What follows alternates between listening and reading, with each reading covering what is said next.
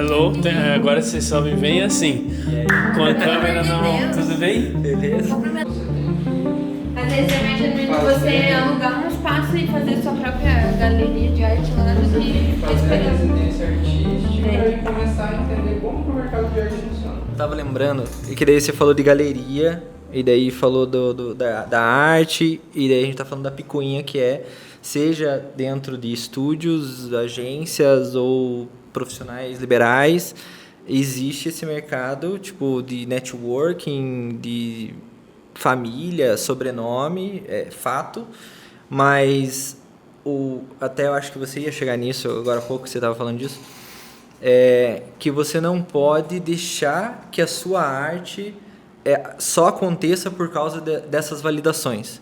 Por exemplo, o Diego não pode parar de fazer o trabalho dele, os desenhos, os lettering, porque ele não ganhou um prêmio no Latin American Award, Design Award. Tipo, a Cami não vai parar de pintar as paredes lindas porque uma mulher fez um comentário escroto.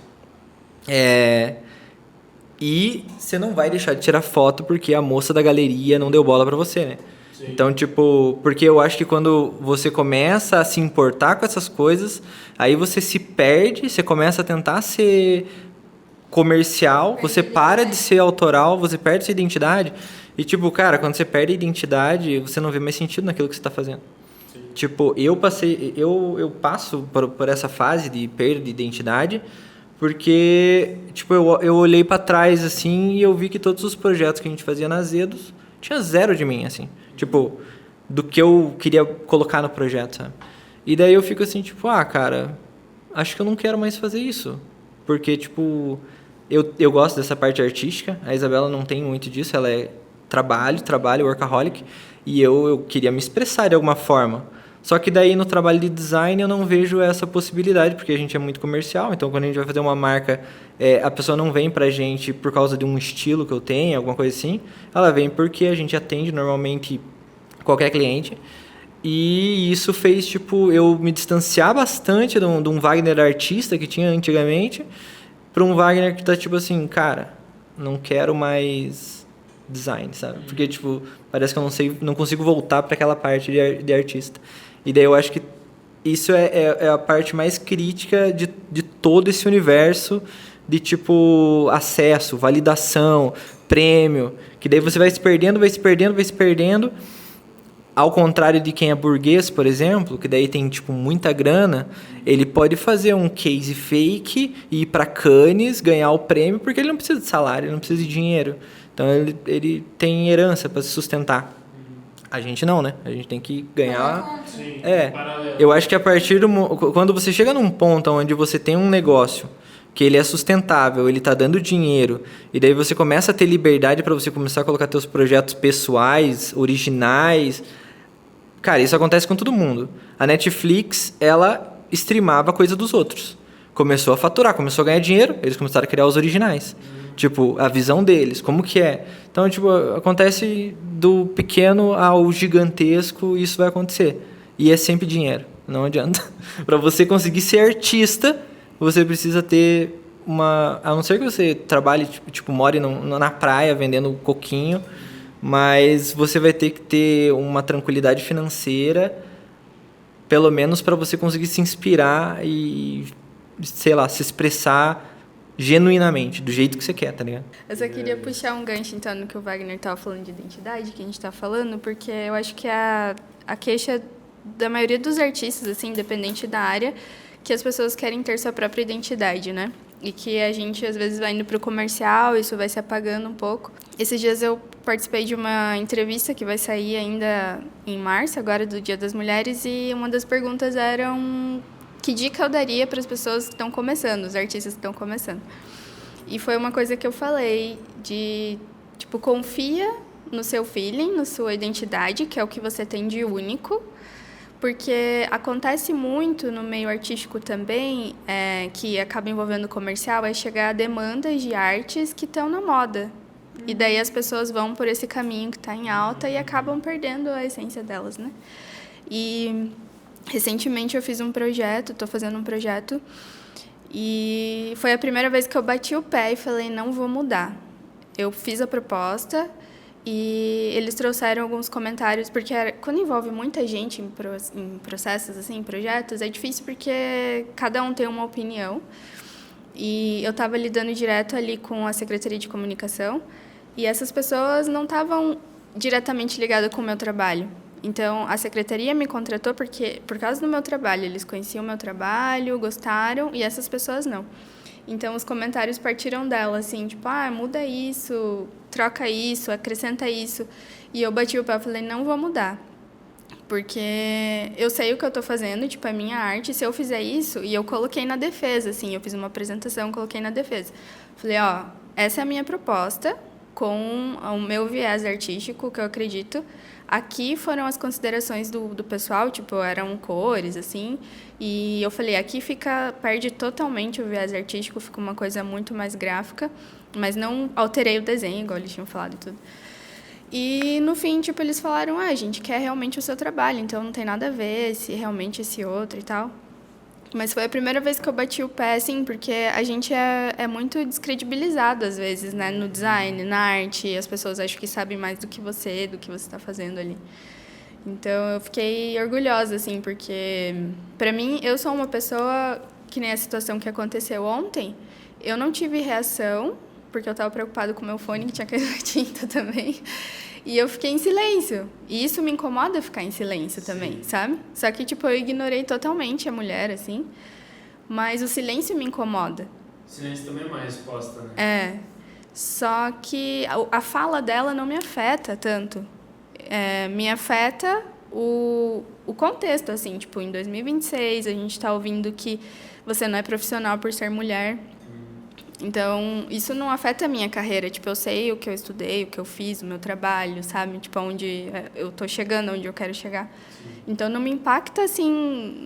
Não levei pro pessoal, mas ver que isso acontece e ver que acontece com muita gente, porque eu recebi, tipo, realmente umas 50 mensagens e muitos relatos, e não só na arte, mas...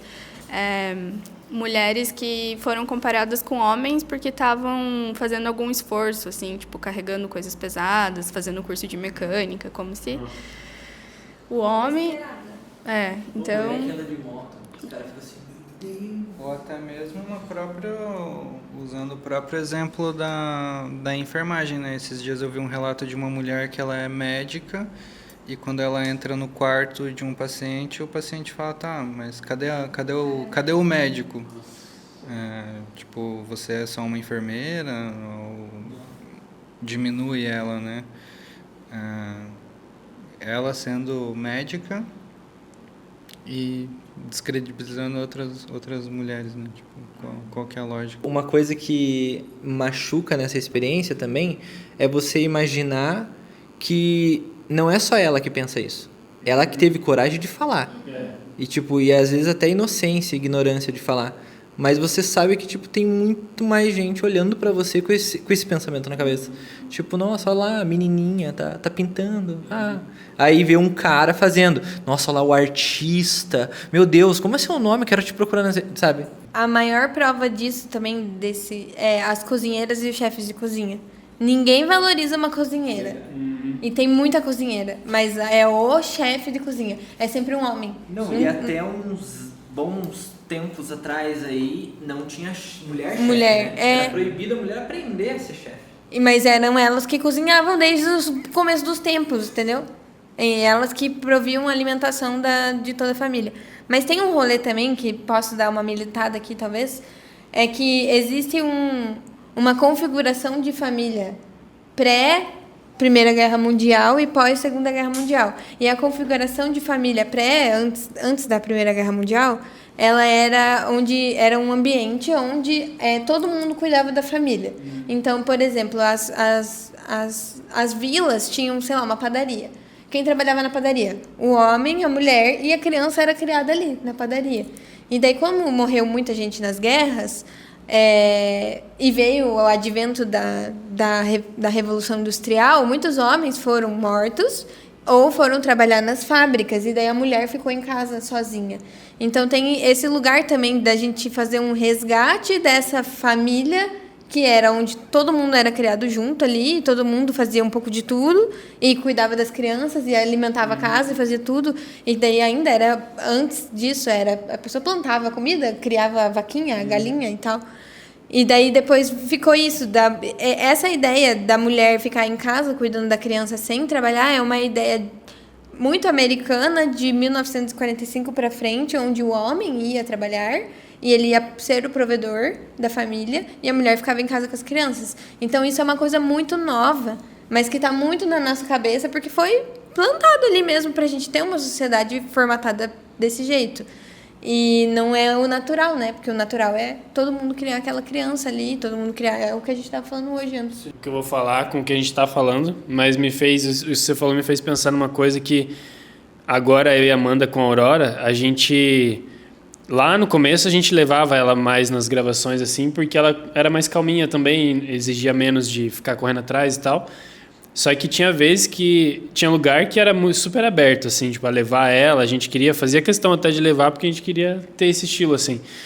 Mas tinha lugar que a gente chegava com ela e parecia... E até uma vez, eu não lembro se a pessoa chegou a falar isso no dia ou em algum momento, mas o cara falou assim, tipo, como se... mas por que ela veio junto? Tipo, a Amanda não quis ficar com ela em casa? E por que... Ou melhor... Por que você não pode vir sozinha? Porque a gente sempre movimentou e tentou fazer tudo acontecer para ir todo mundo junto. Se não funcionava os três, não funcionava ninguém. E eles, tipo, não, nada a ver, né? Vem o Lucas e pronto, acabou. Lembrei, foi uma viagem. Inclusive a gente recusou uma viagem por causa disso. E aí a mulher queria que fosse só eu. Sem Amanda e sem Aurora. E a Aurora, tipo, recém-nascida, assim. E aí eu falei, olha, se for para ir, vai nós três, nem que eu tenha que pagar a passagem da Amanda e da Aurora. Mas ela, nem eu pagando a passagem da Amanda e da Aurora, ela, tipo, desconversou e tal, no fim não fez o projeto, mas, cara, até hoje eu tenho certeza que foi porque ela sabia que ia todo mundo junto, assim.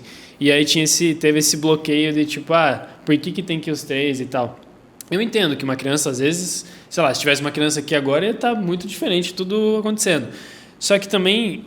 Que nem se falou, era uma coisa que já natural, acontecia, era natural. Mas porque era natural que todo mundo pensava igual, todo mundo pensava junto nisso e fazia isso acontecer. Não era um problema ou não era, sei lá, tipo, tem uma criança, tá incomodando e tal. E a gente vê muito isso acontecendo nesse sentido. Desumaniza a criança, porque Sim. Ela é um ser humano em formação, então ela precisa estar em ambientes adultos e é normal. Se sentir parte também. Normal. É igual, hoje em dia tem muito restaurante que não aceita criança. Tem gente que não aceita criança, Surreal. Tem gente que não aceita criança em casamento. Tipo, vou fazer um casamento, não leva essa criança. Tipo, gente, é um absurdo isso. Sim. É um absurdo. Como se não fosse um ser humano. Como se fosse um ser humano e não fosse responsabilidade de todo mundo criar aquele ser humano. Que eu acho que é isso. Tem até um ditado que eles falam que é bem antigo. É até um ditado que é em inglês, que é takes a village. Que é tipo... Precisa de uma vila inteira para criar um ser humano. Então, você precisa de uma rede de apoio, você precisa de várias pessoas para te ajudar ali a criar Cada um tem ser seu humano. papel, né? E a gente está vivendo agora muito individualista. Então, cada família na sua casinha, ninguém se conversa, ninguém faz parte da vida um do outro. Você tá com a Aurora, dane-se, você que se vire para levar ela para trabalhar ou não. E não era assim, né? Antes. Sim. Até eu acho que quando eu fui criada dentro da marcenaria do meu pai. Então, tipo, eu acho que esse individualismo, assim, deixou tudo muito... E você vê, tipo, depresso. a minha mãe conta, assim, minha avó, meu avô iam, sei lá, fazer alguma coisa na roça, daí a minha mãe pegava e ficava na casa da tia. Daí ficava todos os primos juntos, porque a tia estava disponível naquele dia. De repente, no outro dia ficava todo mundo com a avó. E todo mundo, tipo, era bem mais comunidade, né? E esse lance que o Wagner falou também, na minha infância eu também lembro que era muito comum, assim, a rua toda, a quadra toda, o bloco todo era tipo uma grande família, assim. Um cuidava do outro, dava o outro, alimentava o outro. A gente ia, tipo, sei lá, 8, 10 crianças na casa de um amigo, jogar bola, jogar videogame e, tipo, os pais do amigo cuidavam. Tipo, toda a rua tava sempre de olho em todas aquelas crianças, né? Todo mundo se conhecia. E agora, cada um meio por si. Não tem diversidade. Cada um. Mesmo sendo filho único, eu cresci com muitos primos e primas e todos, pra mim, é tipo como irmão de sangue, assim, porque a gente teve um crescimento, assim, desenvolvimento todo, criado tudo junto, assim. E ninguém morreu, tá todo mundo aqui. Aí hoje em dia você tem as crianças super isoladas, olhando no celular, tipo. Ninguém morreu, mas bitolado. quase, pelo menos umas Essa é a parte que tem que cortar. Não, mas isso é a infância, a história se, não não, se não tem o joelho ralado, não teve infância. Não teve história pra contar. A Cami falou sobre o que o artista busca por identidade. E eu reparei que o Diego fez assim. Tipo, mais ou menos. Tem gente que só surfa na identidade dos outros. Mas eu fiquei pensando também que tem gente que não quer ter uma identidade, né? Tipo aquela galera que faz retrato ultra realista. Tipo, cara, retrato ultra realista de todo mundo é igual. Tipo, não diferencia o olhar de um pro outro. Depende, eu acho. Tipo, por exemplo, tem alguns artistas que conseguem trabalhar realismo e conseguem ter uma identidade, tipo a Pri Barbosa. Se você vê um trabalho dela na rua, você reconhece, porque é o traço dela, as cores dela, sabe? Tipo...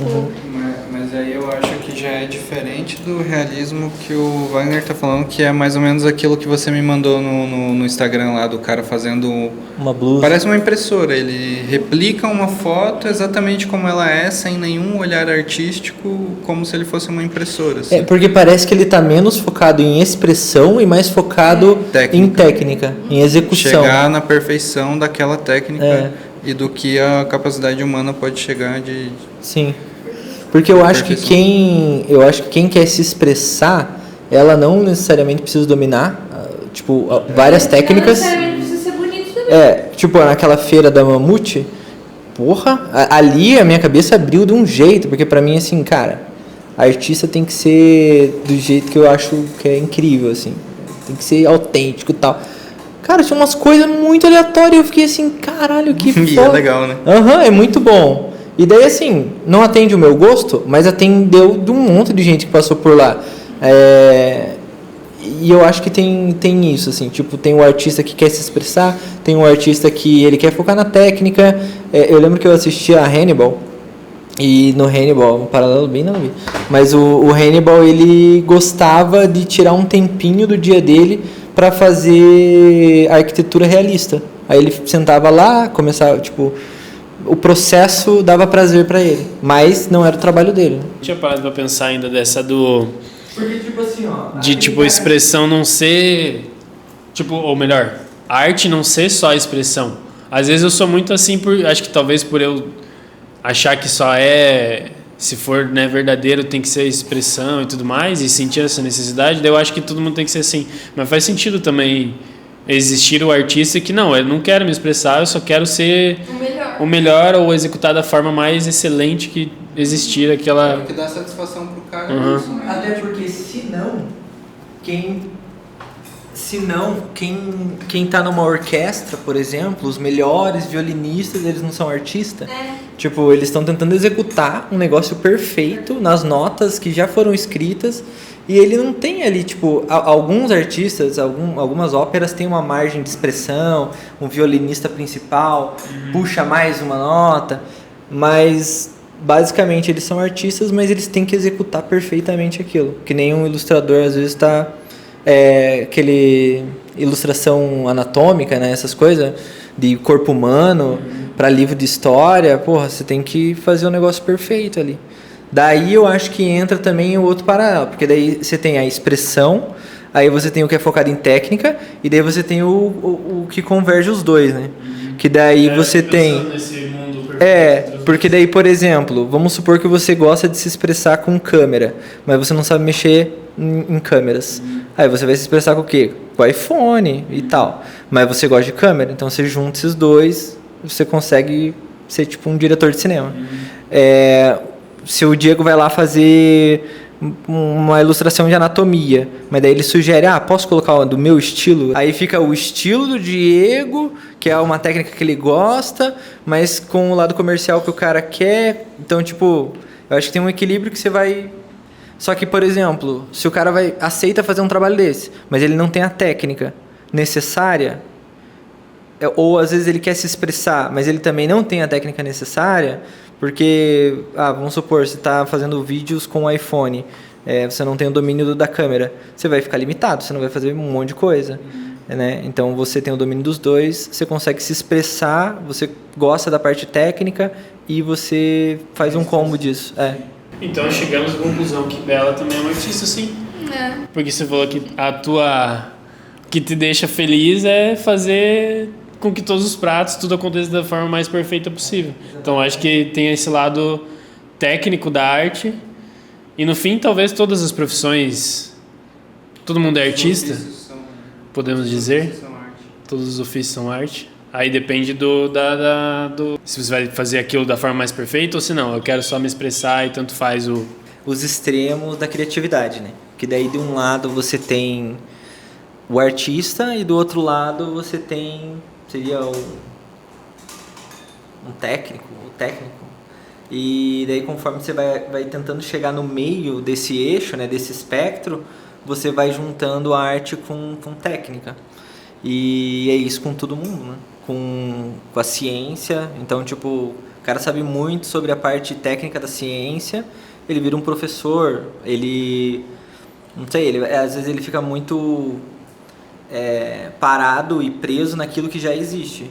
Aí quando ele começa a ter essas visões de inovação, criar algo que não existe, que dentro da ciência acaba sendo mais comparado à arte, porque ele está querendo criar algo novo, ele começa a ir para o meio do espectro, né? Então, uma ponta técnica, uma ponta artística. Eu tinha explicado diferente, Laura, né? O ideal seria estar no meio. Pra ficar comercial. Não, acho que não. Eu acho que... Eu acho que o ideal... Tem que ser comercial. O ideal é o bem-estar. É o que você quer alimenta o artista. Exato. Porque, tipo, se você é um artista, daí você tá lá no extremo da arte, do ser artista, e você, tipo, é muito artista, você não tá se preocupando com o que as pessoas vão receber, você não tá se preocupando com a técnica que você tá colocando, tipo, não tem qualidade às vezes, e acontece muita gente, tipo, acha que é artista, cria, não, porque é minha arte, é minha expressão, é meu jeito, e daí você vê, tipo, cara, tá ruim, a combinação de cor tá horrorosa, pincelada, tá torta, sabe, tipo, não tá legal. E daí do outro lado você tem no outro extremo a pessoa óbvia, né? A pessoa tipo madeira mesa um tampo, 4 pernas quadrada, e daí quando você vai chegando tipo entre esse extremo até o meio, você vai se aproximando da arte. Do outro lado também, da arte pro meio você vai se aproximando de algo mais racional, algo que vai resolver problema. E eu acho que todo artista tem essa necessidade de tentar chegar no extremo da arte, de se expressar sim muito. Os bons não conseguem, porque eles são presos a técnicas. Tipo, você falar pro Diego, cara, joga umas tintas soltas, se expressa. Você vai conseguir? É igual quando o cliente tipo, fala, faz o que você quiser. O Diego vai querer desenhar. Ele quer fazer uma forma perfeita. Se ele vai fazer uma letra... ele vai fazer uma letra, ele vai pegar do repertório dele, que ele estudou aquela letra em tal lugar. Ele não consegue, às vezes, ser 100% aquele artista de expressão e tudo mais. Mas eu acho que também tem um rolê de que não necessariamente toda arte precisa ser comercial. E é porque a gente acabou escolhendo profissões que são muito criativas. Mas, por exemplo, a minha mãe, ela é professora de creche. E ela sempre foi artesã. E ela sempre tá fazendo alguma coisinha. Então, antes ela pintava, ela faz marchetaria, ela faz várias... Ela desenhava, ela faz várias... Se expressa de várias formas com a arte dela, mas não necessariamente ela precisa vender aquilo. Porque eu acho que também a gente tem que parar de achar que tudo tem que ser vendido. Tem coisa que a gente tem que fazer pra gente que tem que ser ruim, às vezes. Não precisa ser bom. Ou pode ser que seja bom, incrível, mas você não quer vender. Porque nem tudo precisa ser vendido. Acho que esse é o ponto também. Tem coisa que pode servir só pra gente botar pra fora. Eu faço um monte de coisa, tenho um monte de hobby que eu sou uma bosta, que eu sou muito ruim, assim. Eu faço crochê, eu faço tricô, eu sou bem ruim em tricô. Eu faço, fica tudo torto, mas eu gosto. Eu monto quebra-cabeça, aí arrasto o Wagner pra fazer, porque eu não consigo fazer. Terminou já? Terminamos. E assim, Aquela merda. Chamei 4 pessoas pra resolver. Eu acho que a gente tem direito também de fazer coisas que são ruins e que não são perfeitas. Só que isso, eu acho que daí quando a gente transforma a nossa arte em profissão, isso fica muito complicado. Porque a gente não consegue fazer pra nós e só faz pro trabalho. E daí acho que é nisso que se perde, assim. É nisso que o Wagner se perdeu, eu acho. mas uma coisa que eu acho que... É assim, eu tenho inveja e eu meio que tô tentando ir atrás disso. Mas...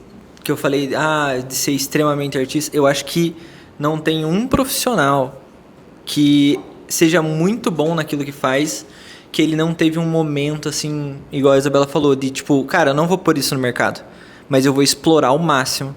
Eu tenho um primo que ele é professor de pintura digital. O trabalho dele é fenomenal, é incrível. Ele sempre foi muito bom, mas teve uma época que ele falou assim, cara, eu vou me fechar 6 meses num quarto e todo dia eu vou pintar, todo dia eu vou mandar para os artistas que eu gosto, quero o feedback de um russo lá, maluco. E ele fechou, ele não expôs o trabalho dele durante esses 6 meses, mas o que saiu depois desses 6 meses, que daí, tipo, cara, o que ele faz, assim, pra mim é absurdo, assim, é tipo... E hoje ele tem contratos muito bons e tal, mas ele precisou explorar ao máximo essa loucura da cabeça dele, sem pensar em dinheiro, sem pensar nesse lado comercial, pra alguém falar assim, é do seu jeito, é do seu estilo que eu preciso. E esse dia eu tava ouvindo até um podcast, eles faziam contavam uma historinha assim, de uma mulher que ela pegou e foi tipo numa editora e ela queria fazer transição de carreira. Eu quero ser escritora agora, trabalhava na RH, mas eu sou apaixonada por escrever. E daí o pessoal tipo, tá, beleza, então quantos anos você tem, qual a tua formação? E nada batia. Daí elas gostaram da mulher e tal, simpática, mas volta pra casa, depois a gente liga se deu certo.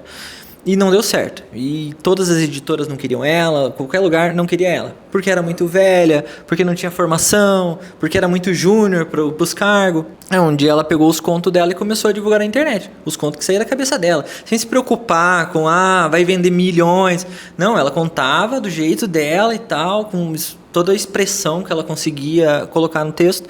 E daí um dia uma mulher, eu quero escrever um livro e eu preciso que você escreva. Porque eu gosto do seu estilo. E daí ela meio que criou o mercado dela, né? Tipo, só que ela teve que ir para esse extremo da arte dela, assim, sem se preocupar com nada, para conseguir, tipo, colocar a visão dela. E eu vejo isso em muito, até, tipo, diretor de cinema. Do Mão de Tesoura lá, como que é o nome dele? O Tim Burton. Tim Burton é maluco. Tipo, ninguém ia comprar o bagulho dele, a arte dele. Mas, de repente, alguém comprou. E de repente todo mundo viu, cara, que gênio. Como ninguém nunca pensou isso? Porque ninguém se permite. As pessoas, tipo, querem ser comerciais, elas querem que aquilo seja aceito por todo mundo, que entre no senso comum, que as pessoas, sei lá, esteja no mainstream. Só que, às vezes, para chegar no mainstream, você tem que dar uma despirocada. O George Lucas, que quando ele fez Star Wars, entrou no mainstream e tal, todo mundo ama, que tem uma galera ama, mas, cara... Ele despirocou, eu vou criar um cara que faz isso, e daí tem um bicho que é o Chewbacca peludo e usa um blaster e espada Jedi. Quem que inventou isso, sabe? O cara tirou da onde? Então, eu acho que precisa despirocar, precisa ser mega artista. E, até eu estava falando sobre a parte dos cientistas. Cientista, engenheiro, cara, eles só têm solução inovadora quando eles, tipo, param de pensar no que eles vão entregar para o mercado e eles pensam assim, cara, eu vou explorar ao máximo isso daqui e ver no que dá. E de repente sai um negócio incrível e todo mundo fica, tipo, em choque depois, como ninguém nunca pensou nisso. É porque ele porque ele se desprendeu do que todo mundo... Que foi ensinado, né? Não só do que foi ensinado, porque eu acho que usar o que foi ensinado é a base, né? Mas ele se desprende daquilo que já existe para tentar trazer a visão dele na arte, na ciência, na engenharia, em qualquer lugar. E por isso que a arte está em todo lugar. Eu acho que eu tive esse momento, né, da curadora lá de arte, que eu tava nessa busca. Putz, eu precisava ser reconhecido. Eu achava que... Validação acho que é a palavra, né, essa busca. Eu lembro que ela até falou na reunião, ela falou assim, suas fotos são bem lifestyle.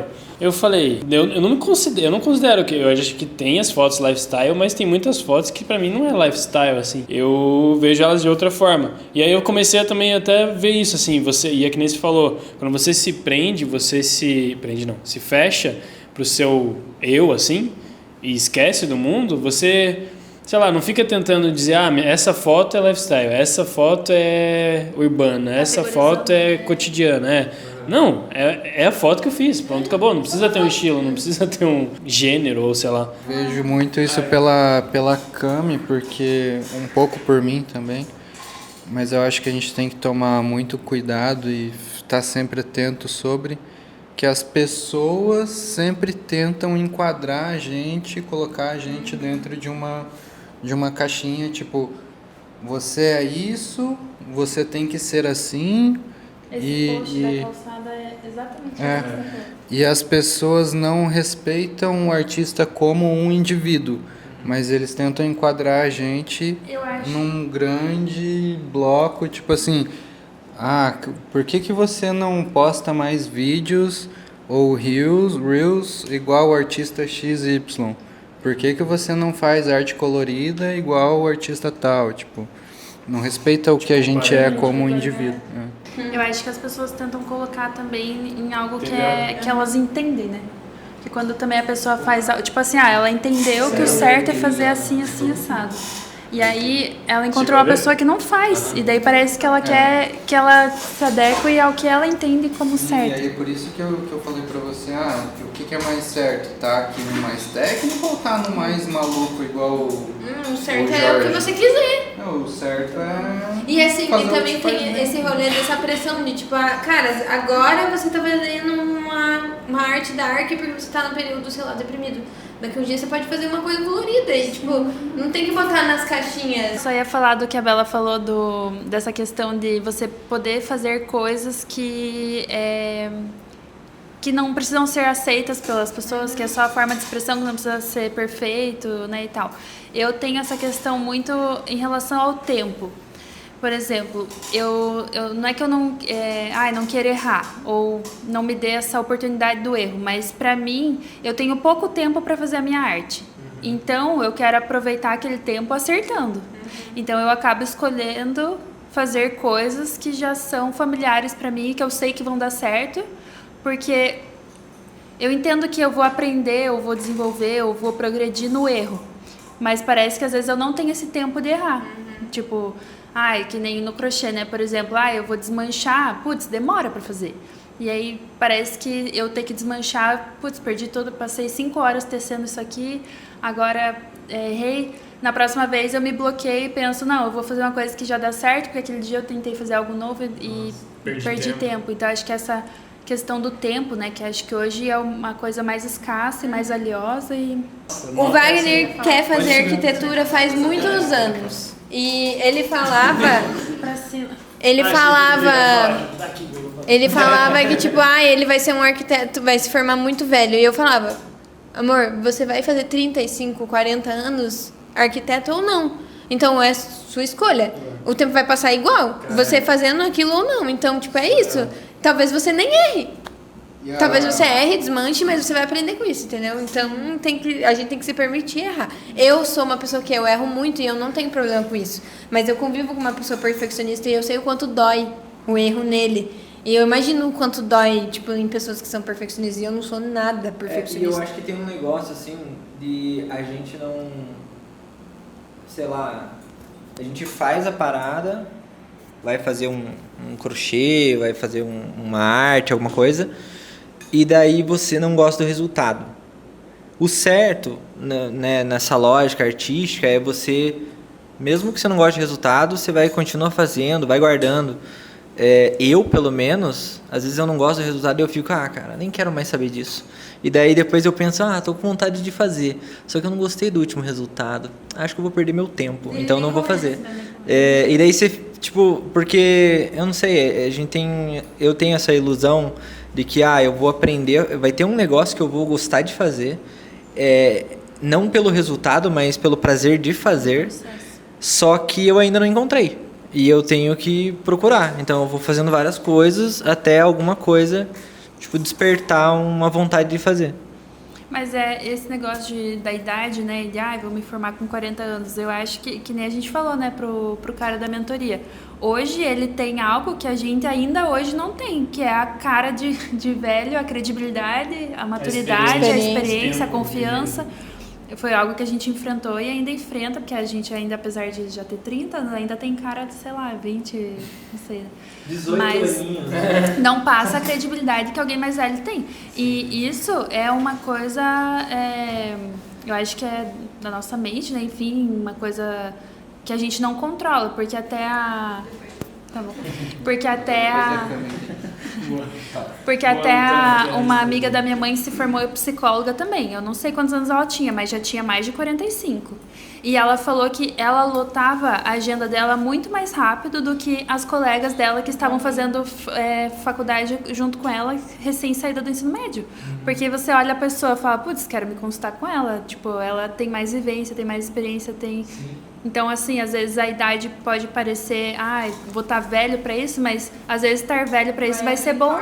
Porque, assim como a gente percebeu, né? Quando a gente tem 20 anos ou 30, ou enfim, a gente acha que a gente sabe muita coisa, que a gente, né, tem todo o conhecimento, é um pouco confiante demais, e daí o tempo passa, você olha para trás e fala, nossa, aquela época que eu achava que sabia alguma coisa, na verdade eu não sabia nada. Eu ainda não sei. E acho que essa consciência de não saber nada e essa maturidade que você vai ganhando é só com o tempo, não tem como tu pegar um atalho. Assim como os pais tentavam fazer com a gente, né? Tipo, filho, não faz isso aqui, que isso aqui dá isso aqui, não é ruim, eu já fiz, não deu bom. Mas a gente não entendia, só vivendo e o tempo passando. Tem coisa que é só a experiência mesmo que vai proporcionar e que vai virar aquela chave.